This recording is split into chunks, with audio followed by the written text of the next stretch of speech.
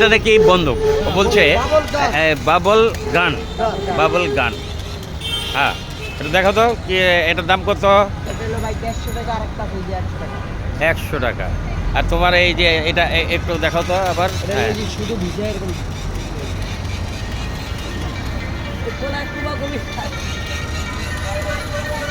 এটি বাচ্চাদের খেলনা, এক ধরনের খুবই প্রিয়। ছোট বাচ্চারা এটা খুব পছন্দ করে। বাবল গান, বাবল গান। তোমার নাম কি? পরশ। হ্যাঁ, ছোট ভাই পরশ। কি করো তুমি? এমনি আগে এই ব্যবসা করো, আগে কি করতে?